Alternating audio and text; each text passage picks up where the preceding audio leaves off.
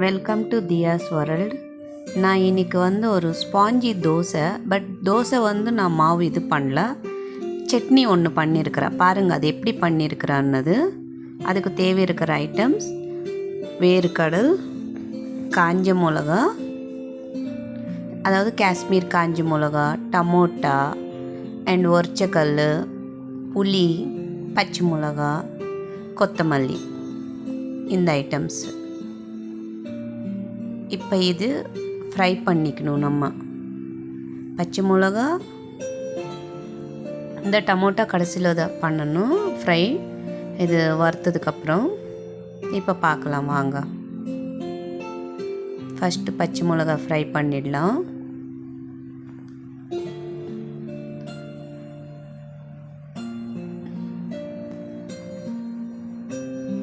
இப்போ காஞ்ச மிளகா போடலாம்.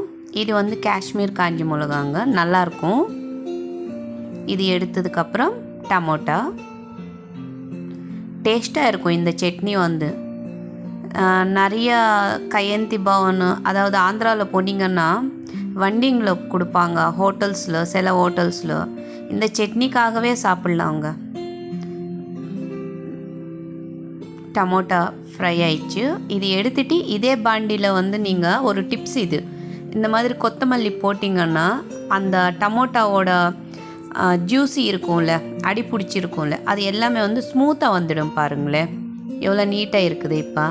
ஸோ இப்போ இதில் எண்ணெய் போட்டுட்டா தாளிக்கிறதுக்கு ஜீரகம், கடுகு, உளுந்து அண்ட் கரைப்புளி, காஞ்ச மிளகா, அவ்வளோதான். லைட்டாக பெருங்காயம் போட்டிக்கணும். நிஜமாக சொல்கிறா, இந்த சட்னி இன்னும் கொஞ்சம் தண்ணியாக கலந்துக்கிட்டு உப்புமா மேலேயே நீங்கள் குழி பணியாரம், இல்லைனா இட்லி, தோசை ஸ்பாஞ்சி தோசைக்கு செம்மையாக இருக்குங்க. இது பெங்களூரில் நீரு தோசைன்னு சொல்லுவாங்க, அந்த மாதிரி தோசைக்கு இன்னும் பிரமாதமாக இருக்கும் இந்த சட்னி. ஒரு வாட்டி ட்ரை பண்ணி பாருங்கள். எப்போவுமே வெறும் ஒரு ஆனியனோ ஏதோ ஒரு 2 பச்சை மிளகாய் போட்டு அரைச்சி கொடுத்துடுவாங்க. அப்படி இல்லை, இது ட்ரை பண்ணுங்க. சத்தியமாக உங்களுக்கு எல்லாருக்குமே பிடிக்கும். கட்டி சட்னி அப்படின்னு சொல்லி சப்தகிரி ஹோட்டலில் ஒன்ஸ் அப்பான் டைமில் பாண்டி பஜாரில் இருக்கும். ஆனால் அது கூட இந்த அளவுக்கு இது இருக்காது. நீங்கள் ஒரு வாட்டி ட்ரை பண்ணுங்க. ஓகே, நான் தாளித்தது இதில் கொட்டிடுறேன். கொஞ்சம் தண்ணியாக கலந்திங்கன்னா இன்னும் நல்லாயிருக்கும். இப்போ தோசை சுடலாம். தோசை ஸ்மூத்தாக இருக்கணும். இதுக்கு முருகலாக இருந்து நல்லா இருக்காது. எங்களுக்கு எல்லாமே அந்த ஸ்பாஞ்சாக இருந்தால் ரொம்ப பிடிக்கும் எங்கள் வீட்டில்.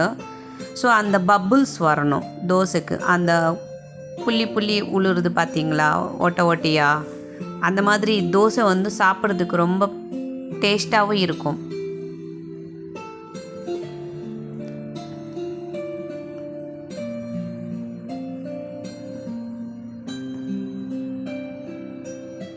இந்த மாதிரி வரணுமன்னா அதை மாவு கொஞ்சம் தண்ணியாகவே கலக்கணும் நம்ம. ஆனால் ஸ்மூத்தாக ஆட்டணுங்க மாவு. அது நான் ஒரு நாள் எப்படியானது நான் உங்களுக்கு கிரைண்டரில் போடும்போது அதுவும் காட்டுறேன். இப்போ தோசை முடிச்சாச்சு. பார்த்தீங்களா எவ்வளோ ஸ்மூத்தாக இருக்குது பார்த்தீங்களா? அப்படியே மிதுன்னு சொல்லி சாப்பிடும்போது அவ்வளோ சாப்பிட்ட மாதிரியே தெரியாது. ஸோ இப்போ நான் சாப்பிட போகிறேன்.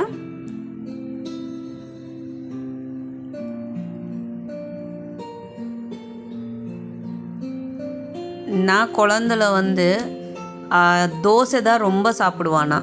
பட் இப்போ கூட சாப்பிடுவேன், லிமிட் அவ்வளோதான். எனக்கு இப்போ அவ்வளோ 1 2 அவ்வளோதான் சாப்பிடுவேன் நான். பார்த்தீங்களா, குழந்தைல நிறைய தோசை ஊற்றிட்டு சாப்பிட்டுட்டே இருப்பான். நான் எவ்வளோ கொடுத்தாலும் இப்போ அந்த மாதிரி என்னோடய தம்பி பொண்ணு சாப்பிட்டுட்டு இருப்பா.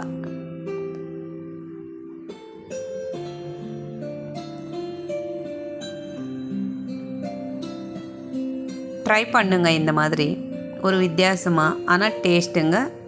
இத்தனை வாட்டி நான் சொல்கிறேன்னா கண்டிப்பாக நீங்கள் ஒரு வாட்டி ட்ரை பண்ணலாம். Please like and share, subscribe my channel உங்களுக்கு பிடிச்சிருந்துச்சுன்னா. ஓகே, சத்தியமாக உங்களுக்கு பிடிக்கும். தேங்க்யூ.